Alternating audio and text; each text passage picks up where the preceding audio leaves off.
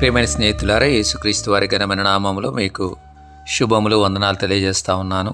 కీర్తన 123వ అధ్యాయము 2వ వచనాన్ని చదువుతున్నాను, గమనించండి. దాసుల కన్నులు తమ యజమానుని చేతి తట్టును, దాసి కన్నులు తన యజమానురాలి చేతి తట్టును చూచున్నట్లు మన దేవుడైన యెహోవా మనలను కరుణించు వరకు మన కన్నులు ఆయన తట్టు చూస్తున్నవి. ఈ 121వ కీర్తనలో కానివ్వండి, 123వ కీర్తనలో కానివ్వండి, దేవుని వైపు చూడటాన్ని గురించి, దేవుని యొద్ద నుండి సహాయం కొరకు వారు చేసేటువంటి ఆర్తధ్వనిని మనము ఈ 2 కీర్తనల్లో గమనించగలం. ఇశ్రాయేలు వారిలో దాసులు, దాసురాండ్రను కలిగినటువంటి వాళ్ళు అనేకులు ఉండేటువంటి వాళ్ళు. వారు కొంతమందిని ఇశ్రాయేలు వారిని అనగా హెబ్రీయుల్ని తమ యొక్క దాసులుగా చేసుకుంటే 6 సంవత్సరాలు వారి చేత పని చేయించుకోవాలి. 7వ సంవత్సరాన వారికి విడుదలనివ్వాలి. లేక అన్యుల నుండి వారు దాసులను కొనుక్కున్నట్లయితే వారు పర్మనెంట్గా దాసులుగా ఉండేటువంటి అవకాశం వారికి ఉంది. ఈ దాసులుగా చేయబడినటువంటి వారు లేక వచ్చినటువంటి వారు యజమానుల యొక్క అధికారం క్రింద ఉంటారు, వారి యొక్క అజమాయిషిలో ఉంటారు.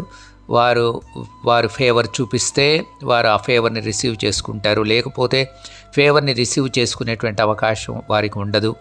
వారు ఇంటిలో ఒక వస్తువులాగా ఆ దినాల్లో పరిగణించబడేటువంటి వారు, వారికి రైట్స్ ఏమీ లేకుండా పోయేటువంటివి.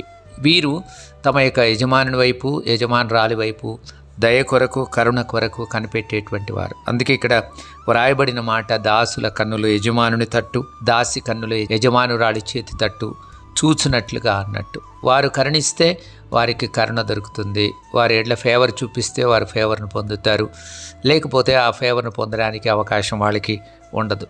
మనము దేవుని వైపు చూడవలసినటువంటి విధానాన్ని ఈ కీర్తన మనతో మాట్లాడుతుంది. దేవుడు మనల్ని కనికరించేంత వరకు, మన ఎడ్ల జాలి చూపేంత వరకు, మన యొక్క సమస్యలు తీర్చేంత వరకు, మన ప్రార్థనకి జవాబిచ్చేంత వరకు, మనమున్నటువంటి ఇరుకైన పరిస్థితి నుండి విశాలమైన స్థలంలోనికి దేవుడు మనను తీసుకొని వచ్చేంత వరకు కూడా దేవుని వైపే చూడవలసిన అవసరత ఈ యొక్క కీర్తన మనకు గుర్తు చేస్తుంది.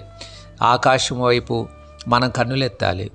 నేను కొండల వైపు నా కన్నులు ఎత్తుతున్నాను, నాకు సహాయం ఎక్కడి నుండి వస్తుందని 121వ కీర్తనలో అడగడాన్ని మనం చూస్తాం. కాబట్టి దేవుడు కనికరించేంత వరకు దేవుని వైపే మనం చూడాలి. దేవుని యొక్క కృప కొరకు, దేవుని యొక్క కరుణ కొరకు మనం కనిపెట్టాలి. మన దేవుడు తప్పకుండా మనల్ని కనికరిస్తాడు, తప్పకుండా మన యొక్క రెస్క్యూకి వస్తాడు, తప్పకుండా మనల్ని విడిపిస్తాడు అన్నటువంటి విషయాన్ని దేవుని వాక్యం పదే పదే మనకు గుర్తు చేస్తుంది. ఆ దేవుని యందు విశ్వాసముతో మనం కొనసాగడానికి మనం ప్రయత్నం చేద్దాం. తప్పకుండా మన దేవుడు మనకు జవాబిచ్చేటువంటి దేవుడు.